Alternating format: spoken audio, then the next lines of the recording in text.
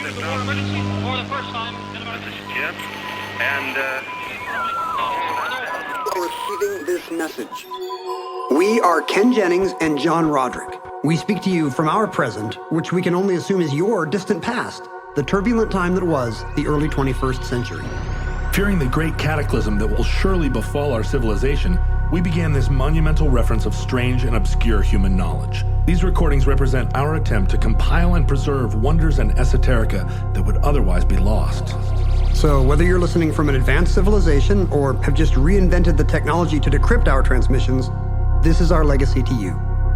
This is our time capsule. This is the Omnibus.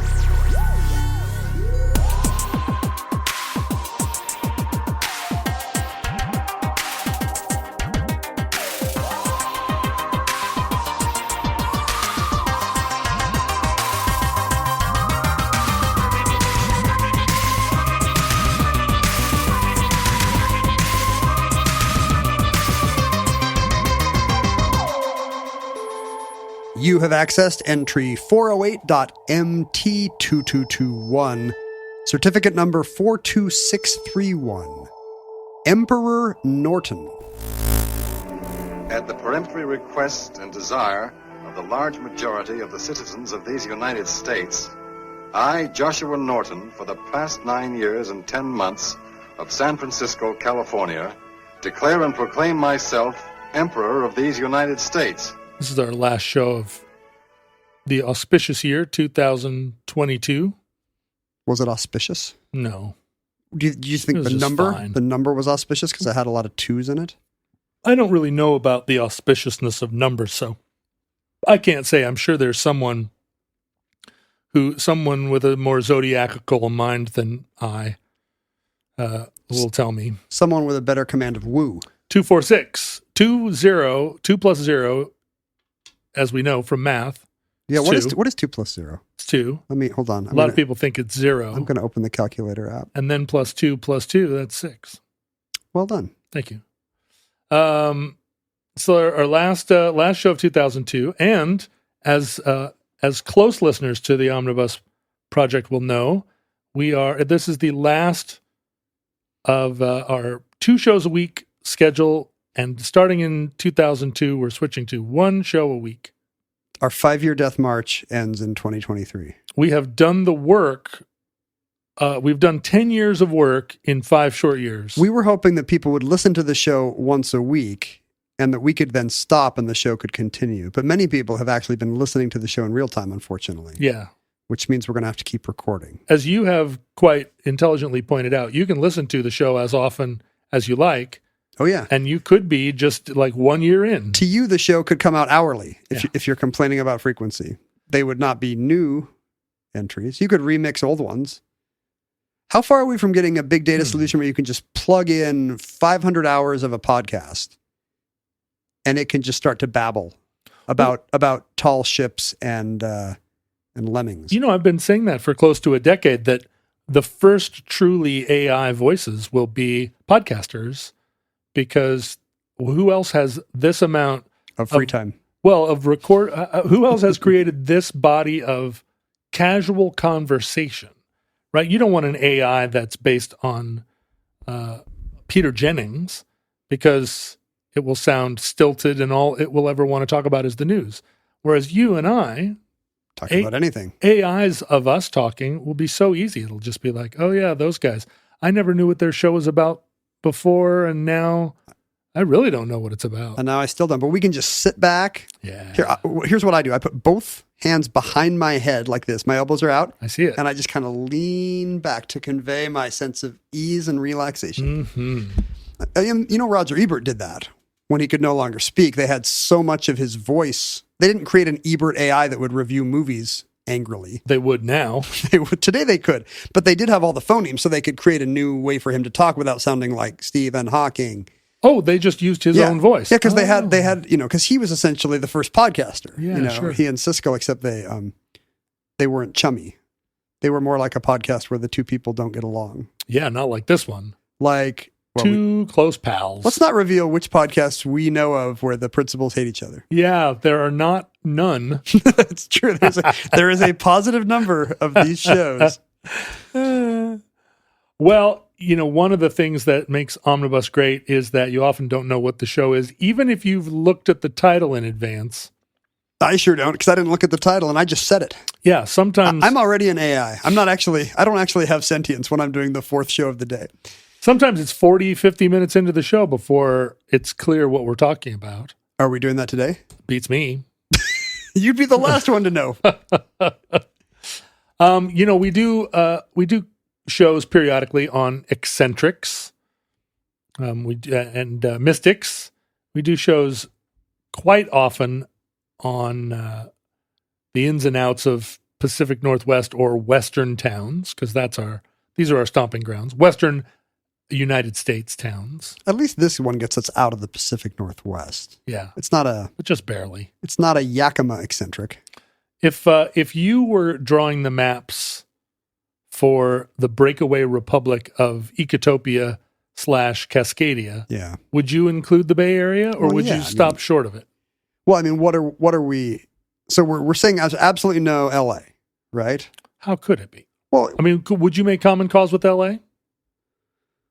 Well, I mean, if you're talking about a Civil War scenario, if we're just going on house districts here, you can exactly see where the colors end. Yeah. And we're going to end up getting a Chile-like strip all along the West Coast. The problem is two things. One, we don't like those people or have anything in common with them. Well, no, we do, the Hollywood people at least. But the problem is all their water is controlled by red states. And so the red states would immediately do that Aswan Dam thing, and they'd all want our water. Yeah, they'd block the water from flowing down into Southern California, and then you couldn't live in LA. No, everybody there has bottled water. I've seen it. And then they'd all come up here. So where would the capital of Cascadia be? This is salient to the episode, by the way. Where would you put the capital? We want the capital in the Northwest. Eugene. Wow. Can you imagine? It actually has the vibe already. I know, right?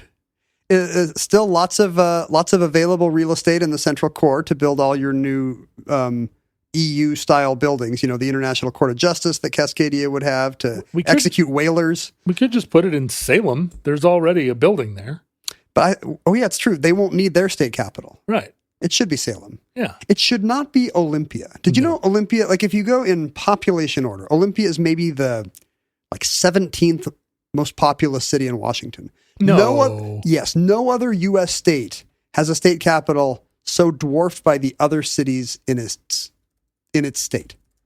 The problem with Olympia is that it is not located in a geographical setting that is conducive to a city. It is not. And Slater-Kinney is going to be lobbying for them to get the capital. Olympia is the 23rd largest, most populous city in Washington State. You're kidding me. No. What's the 22nd? It comes after Richland Shoreline, and it's right ahead of Burien. Burien is really coming up fast. What? Burien is almost I live very close to Burien. Burien is almost the size of Olympia. The thing is, Olympia is a place where someone pulled a rowboat up on the shore and said, here in this marsh. And even barely that. I think pulled a rowboat up on the shore because they needed to go number 2.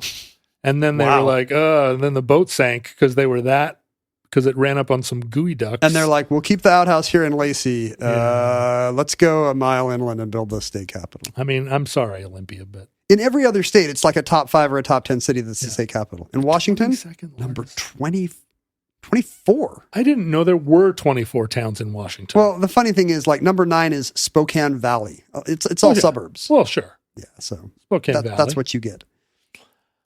Well, this is a show about not just a San Francisco eccentric, but I think an eccentric, a world-class eccentric. This show was a suggestion of a longtime listener, Michael, who gives at the Washing Bear level. Yeah, that's correct. Suggested Emperor Norton. Membership hath its privileges. He also had a couple other good ideas. This idea is so good we already did it, the Phoebus Cartel. Yeah. But Gideon Bibles I've almost put in the omnibus many a time. Well, it's not too late. Michael's going to get, I think, some double bang for his buck A here. little bit of free ones. The thing about Emperor Norton that appealed to me is that there, but for the grace of God, go I. Do you feel like you were close to being the Emperor Norton of Seattle? I am one hair's breadth from Minting your own money. basically just casting myself off from reality just enough that I would take some of his precepts and run with them. Do you think Emperor Norton really... To what degree was he all there? I guess you should tell the story your own way. But I've often, just as an outside observer, a casual knower of his story, I've often wondered, was this a calculated idea? Because if so, it's a pretty good one. Or did he actually think he was some type of a Augustus equivalent? Well, I don't know if you can separate Emperor Norton from the 19th century. I mean, you can't. He would die. He lived within it. Time travel is impossible. But, the 19th century allowed for many things. The 20th century did too. It's a lot harder, I think, now to geographically relocate and reinvent, because everywhere you go, your credit score follows you. And people just look you up on Google, look you up on LinkedIn. Yeah, look you up on LinkedIn. My picture on LinkedIn for a long time was me standing between Gene Simmons and Paul Stanley. Did you Photoshop yourself? No. I went to a Kiss show and my friend. And they do photo ops in between songs? Not between songs. Every Kiss Army member, hold up your induction papers. My friend was knew their tour manager, and so we got all these privileges that Kiss fans have to pay thousands of dollars for, including a pre-show acoustic show where they're not in makeup and they come out to this group of 20 people and play. Wait, are they like Spinal Tap? They come out and do a fake folk number first? But not out. They do this in their dressing room, and there's like 20 to 30 people that paid a lot of money to be there to see it. That's fun. And then they go put their makeup on while you're sitting eating shrimp cocktail in this meet and greet area. And then they come back out, makeup on, and each one of the people gets their picture taken with Kiss.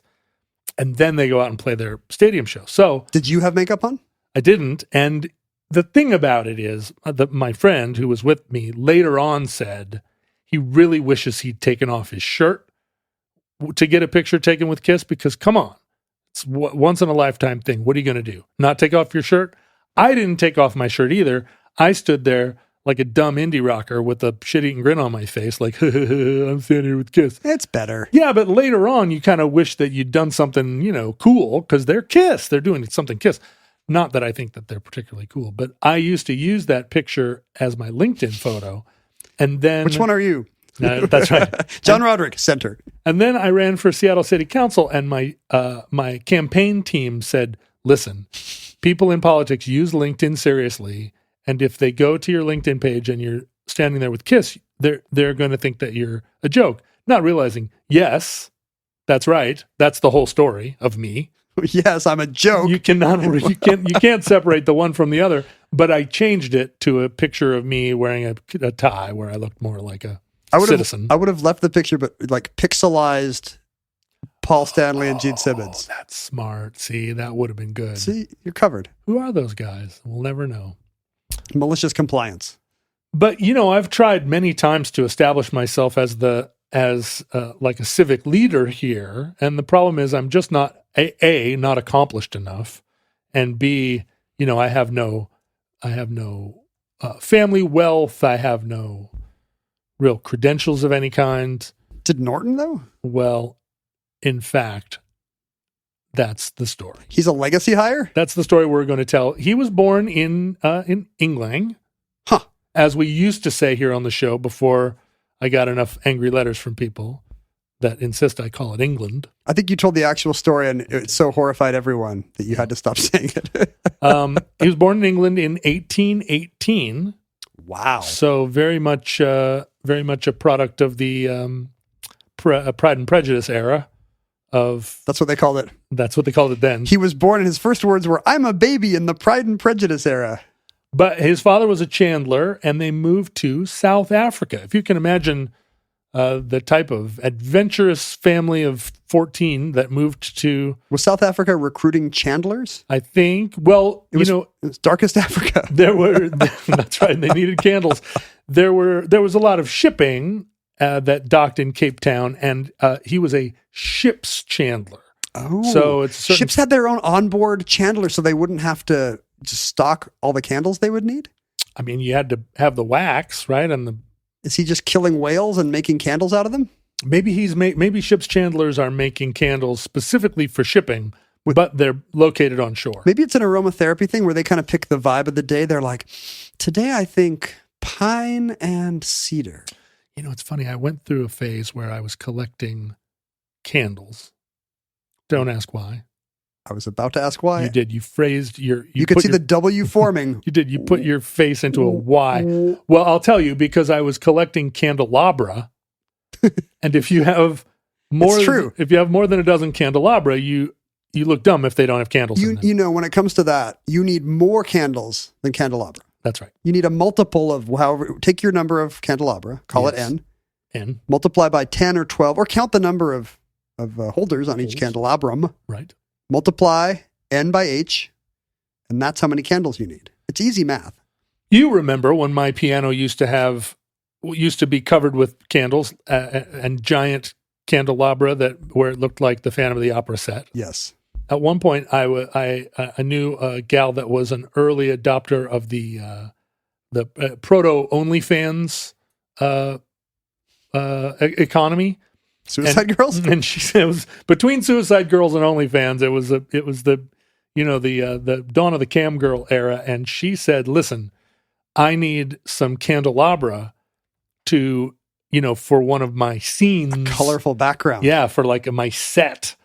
Can I borrow a couple of these candelabra?" And I said, "You can take as many as you want." And she took the two grandest that were like 14 candles each. Candelabra, these things, they were the size of Christmas trees. She took those and then, those were her backdrop, and I never saw them. You never saw them again, They're gone. except online. I'm not online, so I never didn't see them there. But no, while I was collecting candles, I found in my mother's things, because she used to run the computers for the Alaska Pipeline, Oh, right. a collection of black candles that had been made out of the waxy oil that came out of the oil wells of the North Slope. Was this like a Christmas gift to all the staff at one point? Yeah, something like that. That she obviously didn't burn. Does it smell She just like? put them in a box. Well, I didn't want to burn them either. They seemed like real collector's items because the Plus, they're going to smell like a gas station. well, there it is. I mean, I don't know if they would. They don't. If you put them under your nose, they don't. Hmm. Oil as it comes out of the ground, crude oil is very waxy. It's true, and I'm sure they got rid of all the volatile stuff that would Probably. smell and just left or explode. just left the gunk. But somewhere in a box around here, I still have some like Prudhoe Bay crude oil candles that probably whale oil candles smell. What do they smell like? Whales? No. I'm going to say we need to ask a ship's chandler like the father of Emperor Norton the First. Yeah, he was born Joshua Abraham Norton. He's from a family of English Jews, and grew up in Cape Town. His father was successful in the chandlery business. They had 12 kids, and at some point, Think how many candles you have to sell to afford 12 kids. I know 12 kids, but at the time, you could just feed them candles. That was the style. It was of the the time. Lord of the Flies. People had so many kids that they just turned into Lord of the Flies. The older kids took care of the younger ones, or didn't. In his mid-20s, Joshua did not. There's a lot of confusion around the story, and there are a lot of fans of Emperor Norton, and were in his time and were in the immediate aftermath, who tried to piece together the story. And so there's quite a bit of dispute. Certain facts have been established, but there's a lot that is. Did he try to make it an enigma for his mystique? I think less that than they're just, records were incomplete. Mm-hmm. And at a certain point, is he or is he not? It's not is he or is he not telling the truth? It's does he or does he not remember the truth? But he left what is known is he left Cape Town in 1845, so he would have been 25 years old, and sailed to Liverpool, leaving his family behind. It was only a few years later that both of his parents and his two brothers all died. And I think the rest of his siblings were sisters. So 9 sisters. The family had no means of support. It's not clear because part of his origin story is that he arrived when he eventually arrived in San Francisco, now a handful of years later, that he arrived with money. Some say a considerable nest egg, which would have come from his father's chandlery, if nothing else. There's no story of him being like a tremendous entrepreneur on his own, Or indeed having a job. but able to travel from Cape Town to Liverpool in 1845, and then or in 1846, and then to Boston from Liverpool, and then 3.5 years go by where he is somewhere between Boston and San Francisco. And do you know what's between Boston and San Francisco in 1849? Cowboys? No, Rio de Janeiro and Valparaiso, because this is a sailing ship era. He didn't take a train. Mm-mm. So there's speculation that he whiled away that 3.5 years, perhaps making money in the various speculative trades. Rubber and copper and whatever else was being extracted from South America back then by its imperialist impressors. That's right. And this is the version of the story that's compatible with Marxism. Where's the sign? Oh, where's the sign? Here it is, right? Did the revolutionaries steal it? Compatible with Marxism. I want to go to an actual protest and hold that up. Compatible with Marxism. The writing is stitched. It's cross-stitched. and it's very small. Yeah, it would have been hard. I feel like I'll look like a huge protester with that little tiny sign. People will be like, that guy's enormous. Well, the issue... He dwarfs that thing. The issue is that the people standing behind you would see the sign as saying not compatible with Marxism. But I guess that's just as equally a good critique of a march.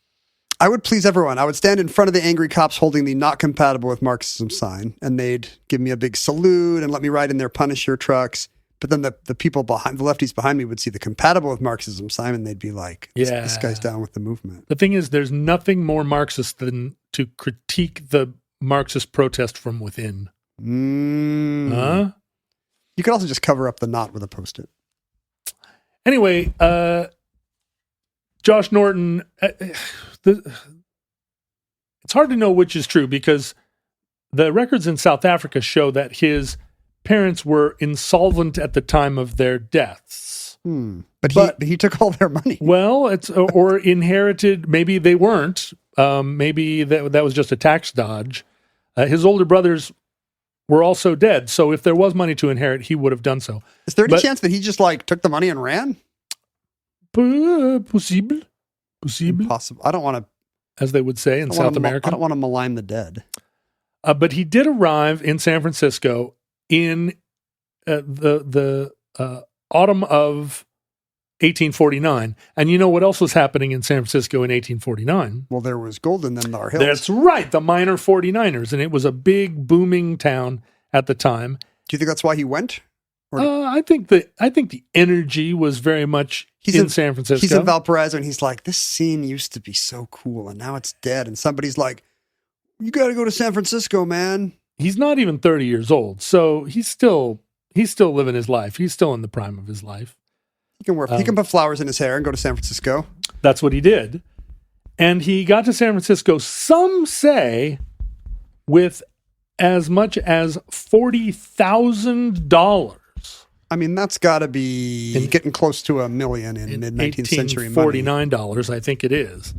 And so he has done something along the way, something he never copped to, and it's never clear whether that 40,000 was real or not. But what is clear is by 1852, he had established himself in San Francisco as a prominent citizen, a real estate investor, a commodities trader. He was like a civic, butterfly. He went to all the events. He went to all the parties. He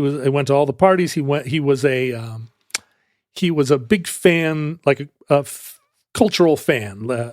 If there was a speech, if there was he's a patron of the arts, an event. There you go, patron of the arts.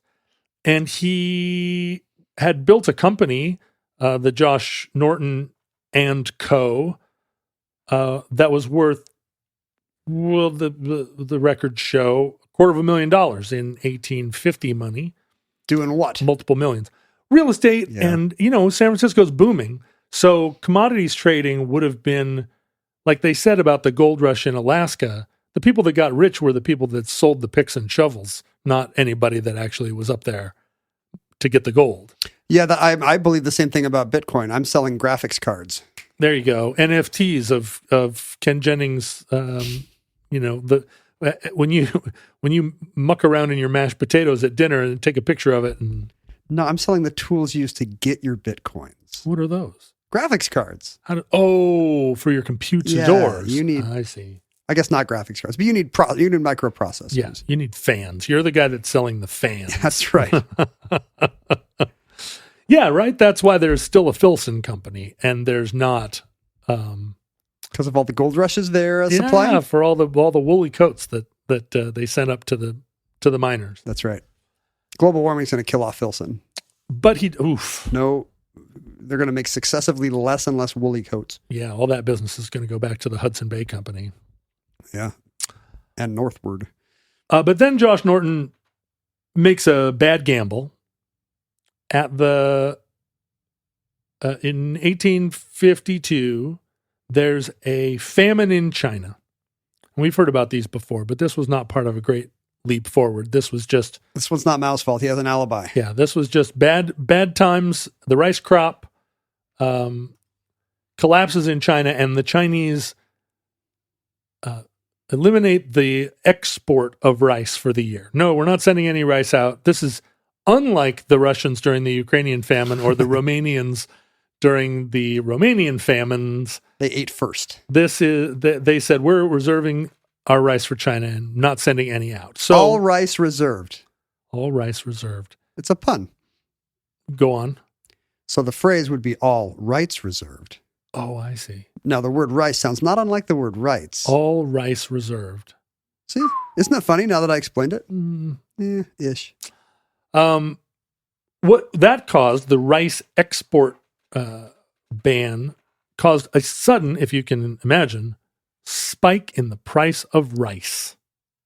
That's exactly what I would expect. Spike in the price of rice. And I'm not even an economist. Rice went from 4 cents a pound to 36 cents a pound. Wow. And it seemed like this was going to be a tough year for rice. But then someone comes to Josh and says, hey, buddy, psst, have I got a deal for you? There happens to be a shipment of Peruvian rice. Psst, he's saying out of the side of his mouth. A shipment of Peruvian rice arriving in port tomorrow. No, don't look. Don't look over there. I'll sell you the Peruvian rice for 12 cents a pound. Arbitrage opportunity.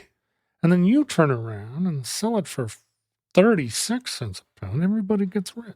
See? He's turning into Edward G. Robinson. Hey, see? So, Josh Norton, compatible with capitalism, not at all compatible with Marxism, he says, yeah, this is a good deal. He puts $2,000 down and signs a contract to pay the remainder of $23,000 for this enormous shipment of Peruvian rice. Mm-hmm.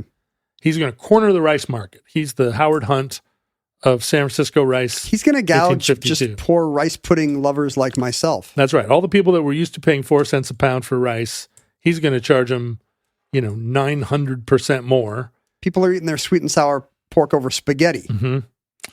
Well, unfortunately for Josh Norton, was the rice full of weevils? No. After he signs this deal, the ship of rice comes in.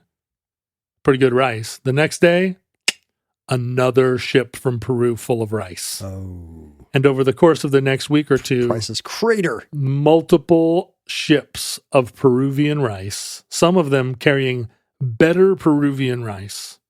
I like how well the Peruvians come off in this story. Yeah. They really saw a market need and they rushed to address it. They did. They were like, you know who's got rice? Yeah, a bunch of rice. Peru. We also have corn, so we can send you our rice. And they probably have a bunch of people starving in the mountains too, but they're not like China. They're just Exactly. like, yeah, who cares? Send it on. So the price of rice craters, and Josh Norton is left holding the bag, literally the bag of rice. That he can't sell. He unfortunately does not do the Dr. Dre thing where he says, you know what? I got my butt handed to me in this deal. I'm just going to pay my debts and dust off my jacket and get back to work. Dirt off my shoulder. He feels like he got ripped off by old Mr. Edward G. Robinson telling him about this Peru deal. Mm.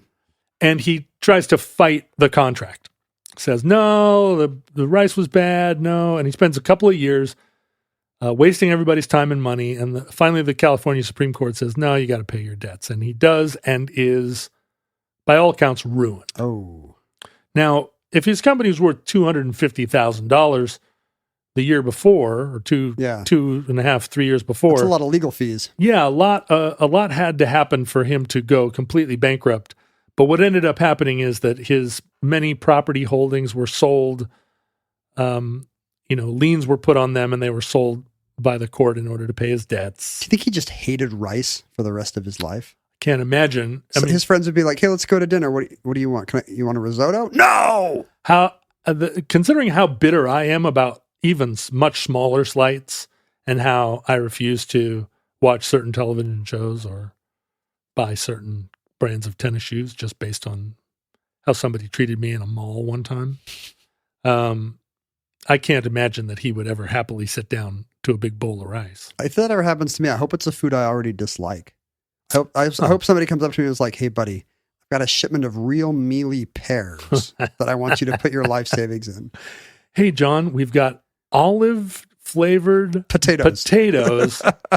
You can corner the market. The thing is, neither you nor I would seek to corner a market in order to get rich on the backs of other people's misfortune. No, it's not compatible with capitalism or Marxism to corner a market. It's just a drag. Well, so by 1856, he is bankrupt.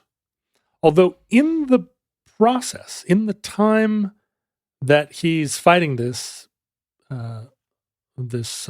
contract, he joins the local Masonic lodge. And the interesting thing about the Masons is that there's only one interesting thing about the Masons. No, there are a lot of interesting things about the Masons. I think it's bottomless. But one of the interesting things about the Masons is that they were, we think of them now as kind of a anachronistic, old-fashioned fraternal organization that wears aprons. Yeah. But at the time, of course, they were very progressive, free-thinking organization. They were anti-racist. They were, in a way, kind of... The Masons were doing the work. They were anti-religion in the sense that they were trying to create a more enlightened world governed by principle and free thought. And so although he was Jewish and would have been excluded from a lot of civic institutions on that ground, although he wasn't religiously observant, he was welcomed into the Masons, and the Masons were, established as a kind of league of city fathers. And so he tried a couple of different last-ditch, stabs at regaining some of his public prominence and his wealth. He ran for city tax collector and lost. He announced his candidacy for Congress, but didn't really follow through. And by 1859, was living in a boarding house. 41 years old, rock bottom. And had just sort of, lost it all. Although still a very sort of articulate and personable, grandiose kind of personality, had not lost his the goodwill of the citizens of San Francisco. And it seems like if he's still a fun guy to talk to, he's not embittered, I guess, by his experience. Seems not to have been. Huh. But he was very interested in the news of the day. So in 1860, the population of San Francisco was 50,000 people. Now that's more than the city of Olympia. That's, as we know, that's about the size of Olympia and Burien. Right. But still a small town, and still a town where you could be a notable citizen or someone with notoriety and be well known throughout the town. It's funny. It's also the biggest city regionally. Yeah, right. Or on the whole West Coast. For like 1,000 miles around, maybe. Yep. 50,000 people. 50,000 people. And a town that was well known throughout the world as a kind of libertine, modern town full of adventure. This was where people went to sow their wild oats, but also, we've done enough shows on 19th century San Francisco. Right. And the West in general. Yeah, to know that this was where you went if you were going to gamble on a mine, if you were going to start a bank. But it's a bummer to go there and then lose it all and have to start over in your 40s. Lose it all. Yeah. It's always a bummer to have to start over in your 40s, let alone like me having to start over starting now in your 50s. You could get an OnlyFans. It's not too late. People have suggested that. Have I mentioned that? I can't remember if we were talking about it on recording or not. Yeah, that I should start an OnlyFans. But you just read Melville or something. Yeah, just sit and read books that the futurelings send us. Just read them out loud. You're just reading Churchill speeches out loud to no one. There are an awful lot more OnlyFanses than there are successful OnlyFanses, just like podcasts. Just like anything. Maybe I should stick with what I know. In 1859, Joshua Norton sends what is effectively a manifesto to the local newspapers, basically saying, it's not a Unabomber manifesto. It's more of a, things have gone drastically wrong. We need to, Congress is not functioning. The city of San Francisco needs to take better care of its roads and its people. There should be sounds like I announced my candidacy. There should be a 7-sided lighthouse full of dreams built over here. It sounds like he's starting a podcast. He's got a lot of plans, and he sends it to the newspaper, and they publish it.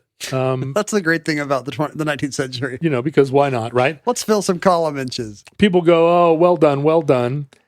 So the manifesto actually, it ran in the San Francisco Daily Evening Bulletin. And it ran as a paid ad. It's unclear to me how he paid for his manifesto to run. But a couple of months later, in September... You got to budget for yourself. You got to, self-care. That's right. And even if times are tight, you got to put your manifesto in the paper. I don't know if you've noticed this on Twitter, but all of a sudden, there were months went by, or weeks at least, where there were no ads all of a sudden. And now, last couple of days... my feed has been inundated with ads that are just regular people like, hey, follow me, click on follow and hang out. That's the sign of a healthy platform. Somebody with 60 followers that's like, I can pay 70 cents a click.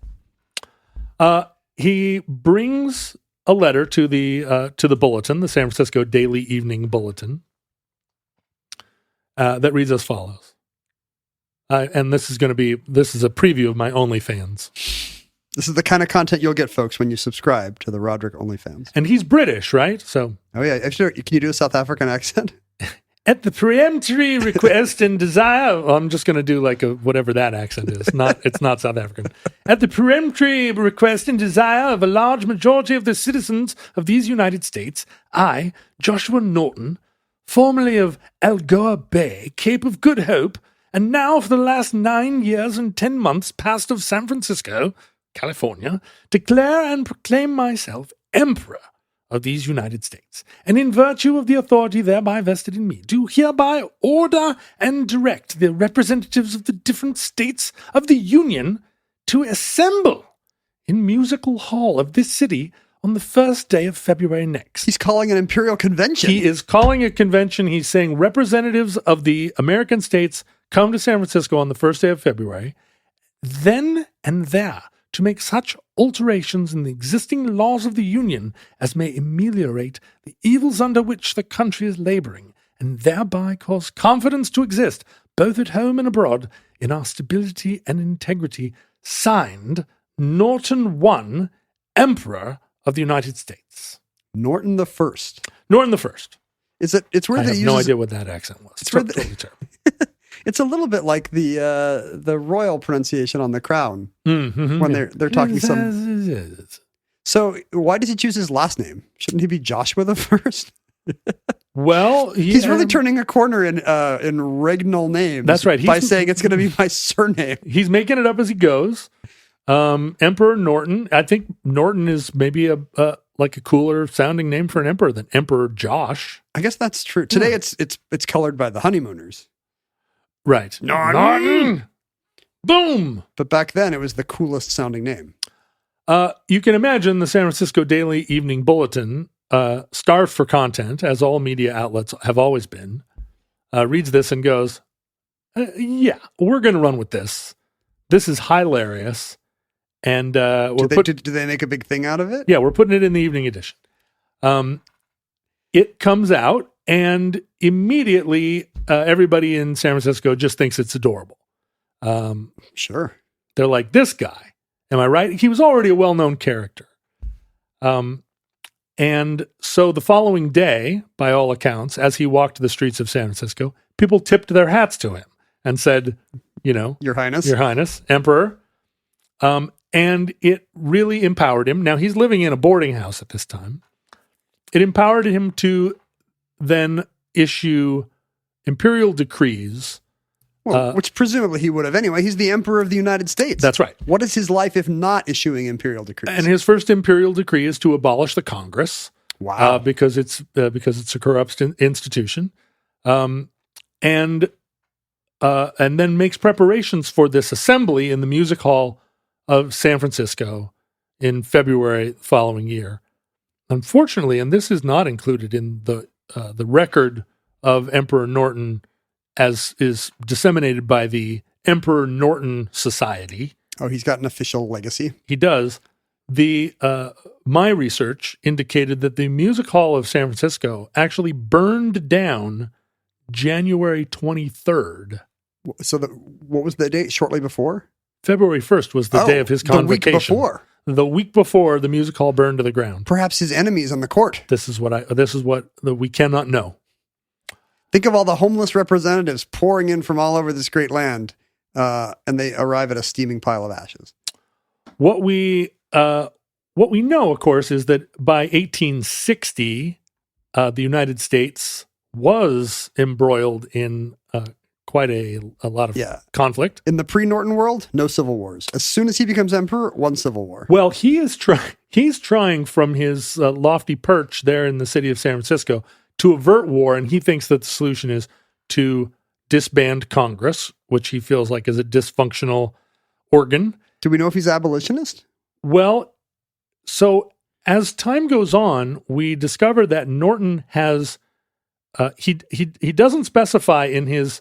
He actually commands the Army of the United States to disband the Congress at bayonet point. The Army does not acknowledge his mandate. I think I would have heard about it if that had happened. Yeah, but he is very he's against both parties, and I think what he's seeking is a middle ground. It's Ross Perot. Now later, his policies were astonishing. Really big show. His policies were astonishingly progressive for his time. He, one of his edicts, his imperial edicts, stipulated that African Americans should be allowed to ride the streetcar and attend public school. Neither thing, common public policy for San Francisco in the 1860s. Wow. During the big anti-Chinese riots era of San Francisco, he actually confronted on the street the leaders of the anti-Chinese riots and said that he believed that the Chinese should be given voting rights and equal rights. He was in favor of American Indian incorporation into the city. Although, of course, what was progressive then was always assimilationist. Yeah. And looks a little paternalistic now. Yeah, the Native Americans may not have wanted to settle down in East Bay. No, they wanted Alcatraz. We know that. But he did speak and issue edicts in favor of women's voting rights.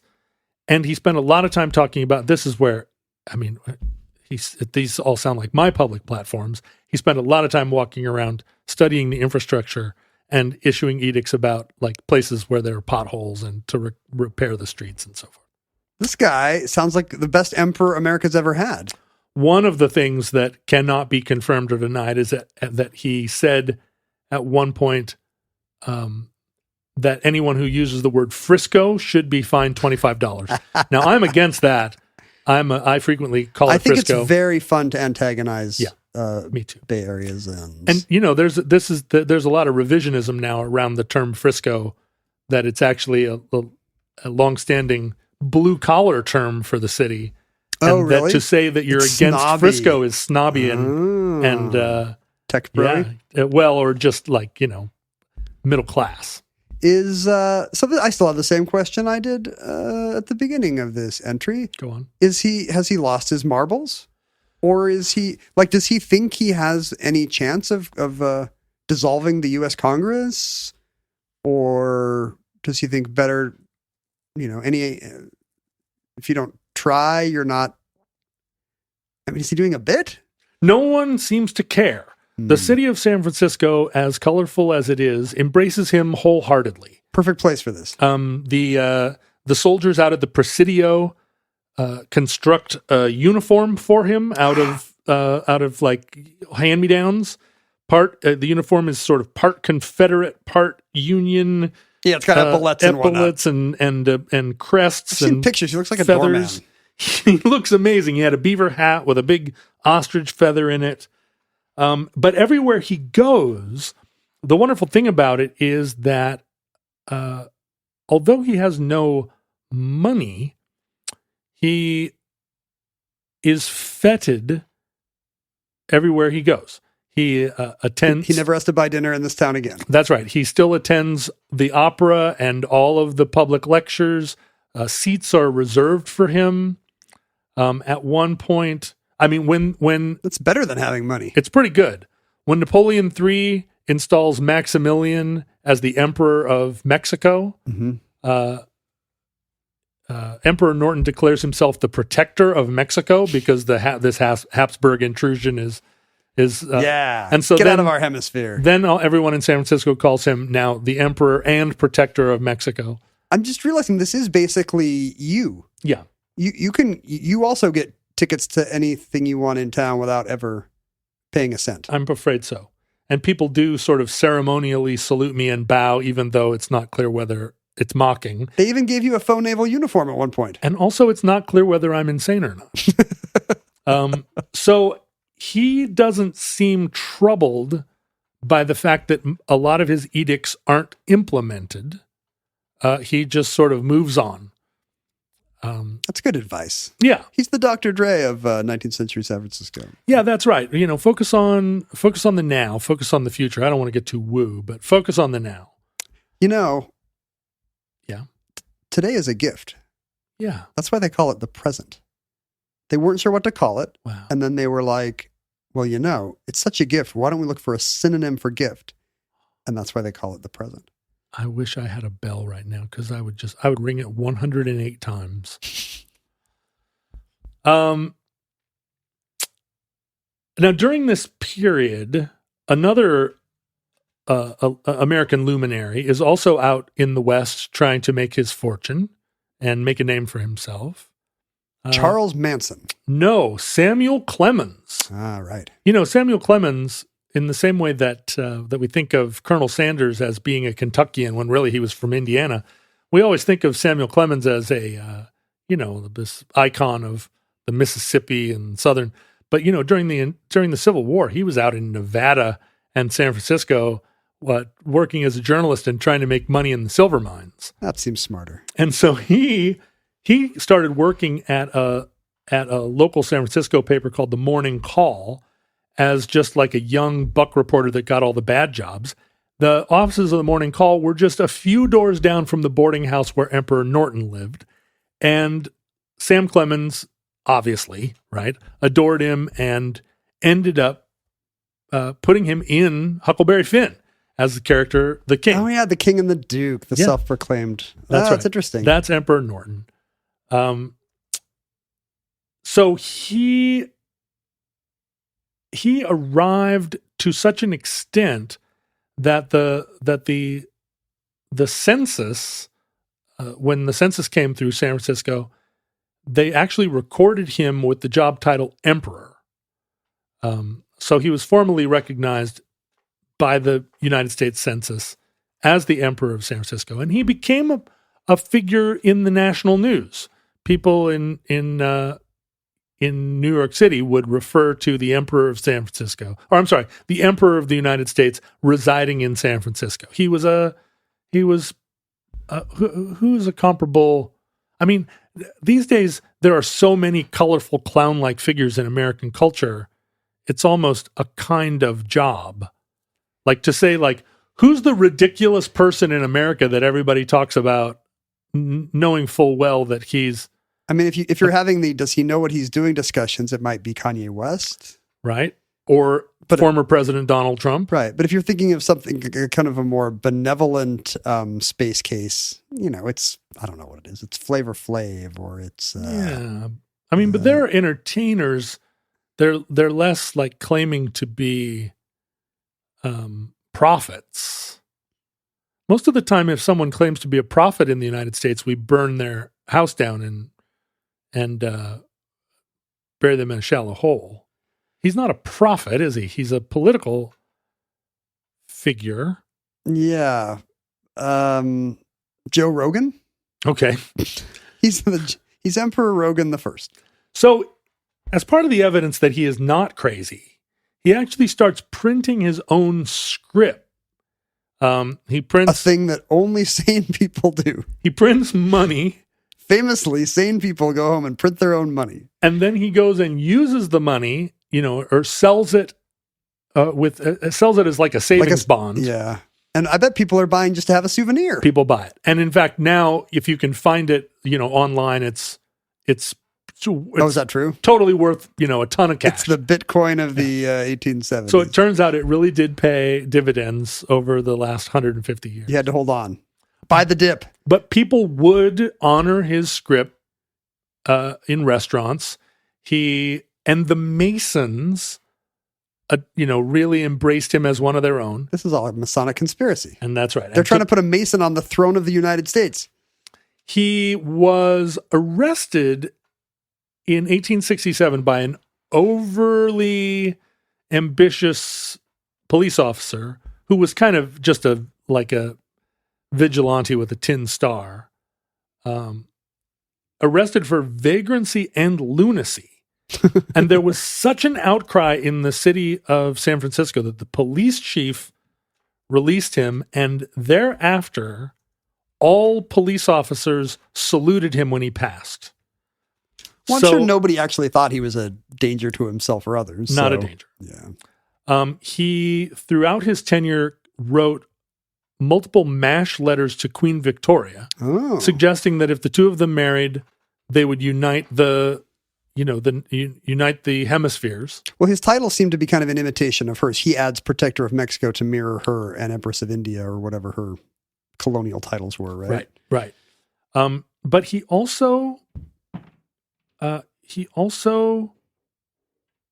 would write letters to King Kamehameha V, who at the time was still the sovereign of the Sandwich Islands, future Hawaii. Also MASH notes? Future American state of Hawaii. No political, missives. They exchanged letters back and forth, so much so, King Kamehameha was so impressed with his edicts. If you read his edicts, they all sound eminently reasonable. He's not bonkers when he says that African-American children should be able to go to school, right? And they all had that kind of tenor, like, here's the problem and here's the solution. Well, the funny thing is he's actually very progressive on hot-button issues, but he's still being embraced.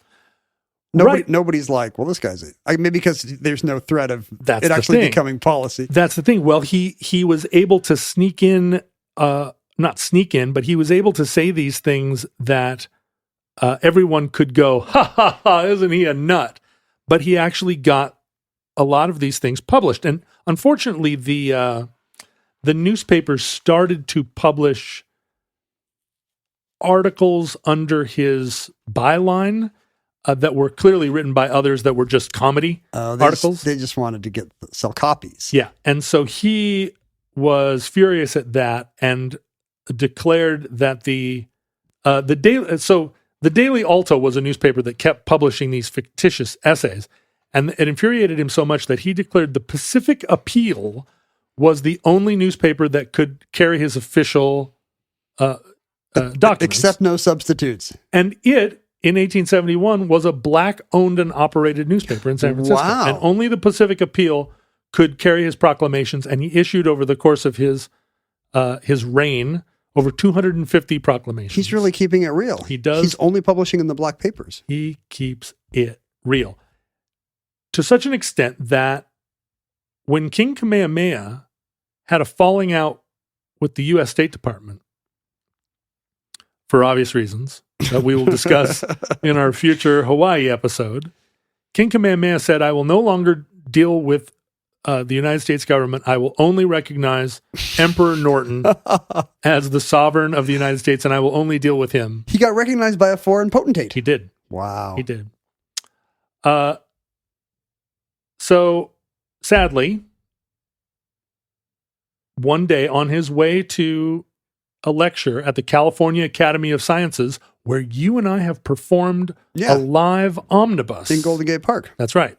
He was on his way to a lecture there when he suddenly passed out and died on the street. I'm glad that didn't happen to us when we were on our way there. Well, that's the thing. We didn't. We weren't walking there. This was 1880, and there was a great outpouring of affection for him. An outpouring that was greatly exaggerated. I think the newspapers reported it as the streets were lined with people, when in fact it seems like, well, it's, by lined with people, do you mean 30 people? Well, he's such a symbol of the city. It's got to be, part of it is just kind of civic pride and, Right. San Francisco recognizes one of its own. Yeah, this was a character that San Francisco benefited from as much as he benefited from San Francisco. And he left quite a legacy. He was buried in the Masonic Cemetery, I forgot to say, one of the things that he did as he walked around the city was he would anoint children that were kind to him as he walked around. Oh, he's like blessing them like the Pope? And that's where we get the phrase queen for a day. Because he would say, I hereby declare you queen for a day. And, wow. Tap little girls on the shoulder with his walking stick or his saber. And that's where the idea of queen for a day came from. Anyway, he was buried in a Masonic cemetery, and right away he's part of the lore of San Francisco, and people are trying to unravel his story, and he appears, various books about him. He appears in the story of San Francisco. And he becomes, he appears in a book by Robert Louis Stevenson. He continues to be a sort of source of public fascination. He appears in Neil Gaiman's Sandman. Oh, yeah. Bukowski wrote about him. And one of his pet projects, one of his big ideas, and he issued several proclamations to this effect, was that San Francisco needed to build a suspension bridge from San Francisco to Oakland across the bay. Did people think this was crazy at the time? It was, well, how could they, it was nuts. Yeah. What are you talking about? Or a tunnel. A bridge or a tunnel. That's even more nuts. And so years later, when a bridge across the bay started to be discussed, of course, the WAGs, just the same exact people who wanted Louis made the Washington State song. It's just print columnists who remember this stuff. Yeah, wanted the bridge to be called the Emperor Norton Memorial Bridge. Yes. Of course, there were a lot of, fudges and sticks in the mud who wanted no part of it. The same exact people here in Seattle who kept, despite the many times we voted for a citywide monorail system, kept finding reasons why there couldn't be one. But the many times we voted against a special stadium for football kept deciding that there were lots of reasons that there should be one. Suddenly that got turned over. To this day, the bridge is named for no one, right? Well, so then it was, it's got the most boring name in the world, the Bay Bridge. You can't disagree with that. The Golden Gate Bridge is great, and it's named after the body of water it crosses, the Golden Gate. But the Bay Bridge could be a lot of things. And one of the things that was suggested in recent years was that the bridge be named after Willie Brown, the former mayor of San Francisco.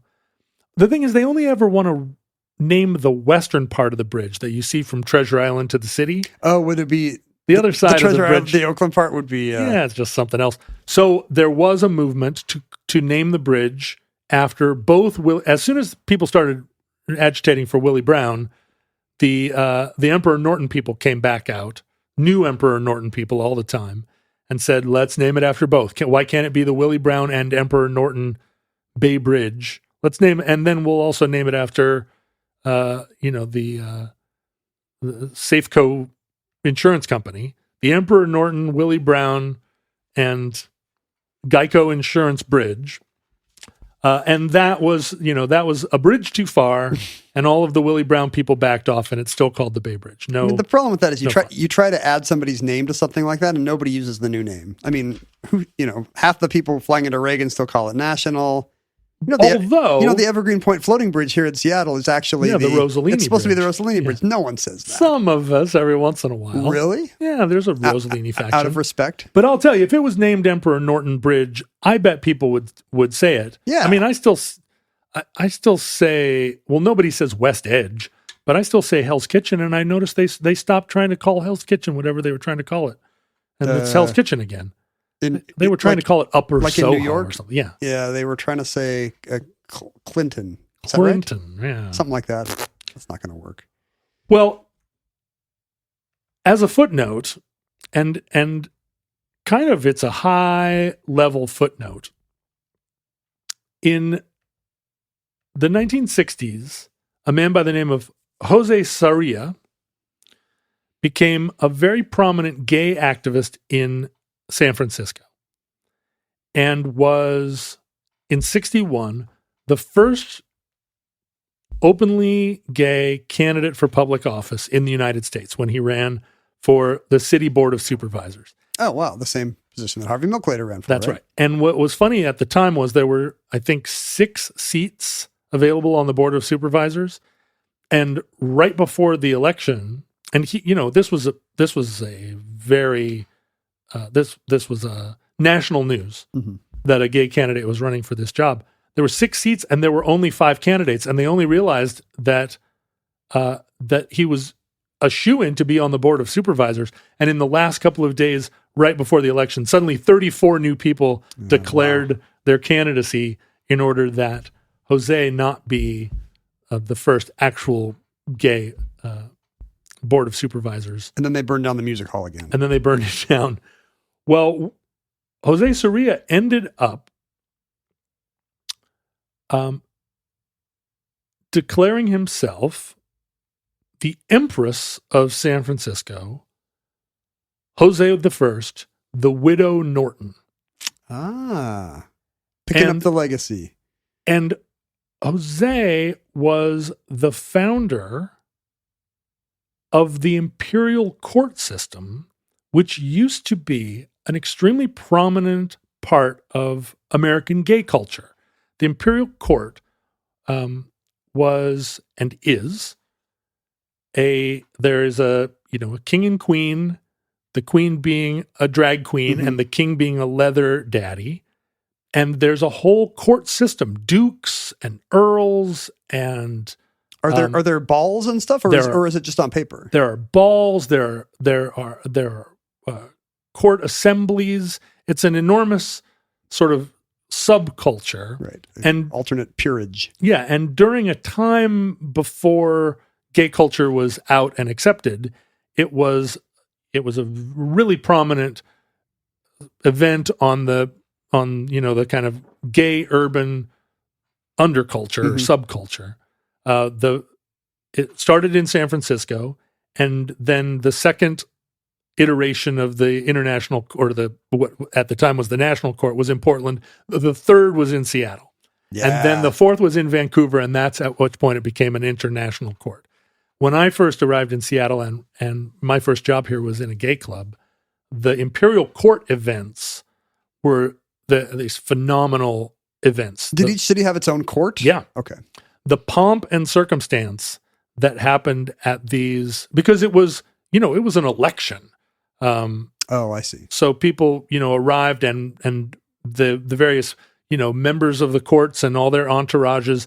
And then there was an emperor and an empress, and they sat on thrones, and there was dance. And it was when you could, when drag and leather, when all the factions Right. of queer culture all united at one point. And of course there were naysayers too, but I remember those events so fondly.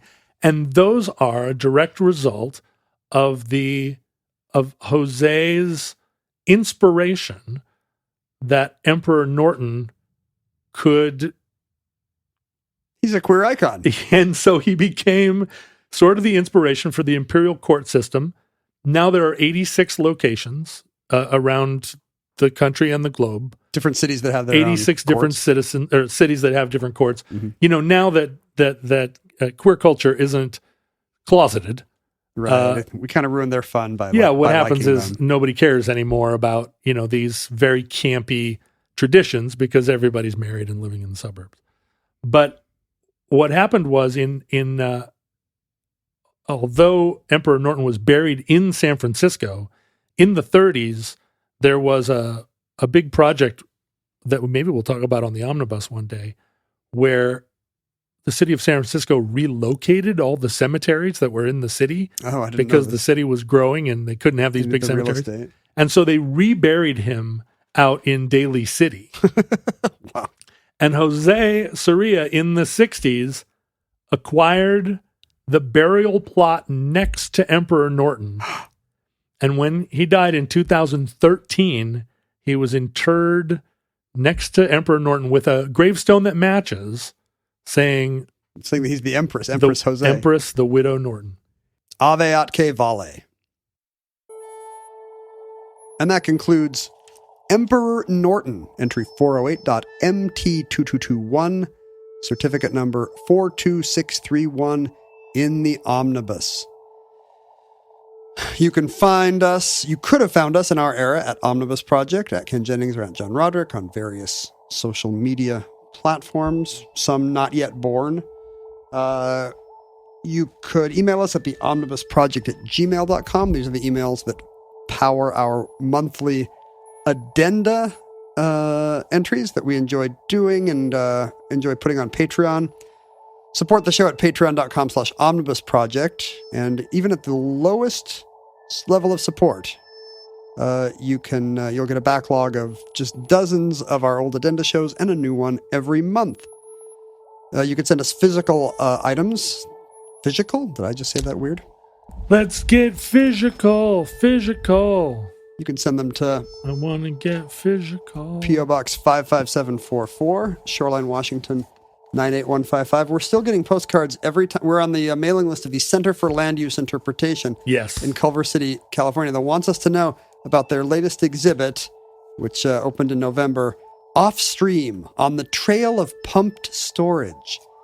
And here's a beautiful picture on the postcard. That does look like a big pump. But what is pumped storage? I don't even know what that means. Well, is it like water towers? Yeah, it's got to be water in reservoirs. Is pumped storage the name for not a gay club, but a... Willie and the Pump Storage are playing. But a water tower? And then we have this other box I'm trying to open now. I should have done this in advance, but it's much more... No, it sounds good. Suspenseful. It's great radio. Yeah, all the production value here. Okay, I'm going to walk in the room. Okay, what do you got? Oh, here's a box. What do we got? There's a note to John Roderick and Ken Jennings, even though your name is first. That seems likely. I'm going to open it. It's a thank you note from... I'm not sure I can read it. Jeff. Hey, Jeff. John, please enjoy... Oh, this will give away what it is. please to enjoy. Please to enjoy with your daughter.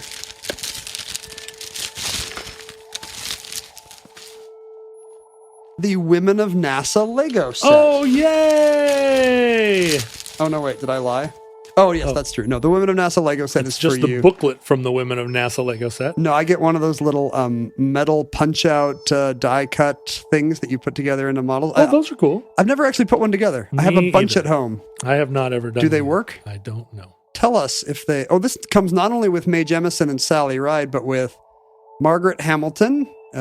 She must be an early Hidden Figures type. She's got a stack of books, but also she's white.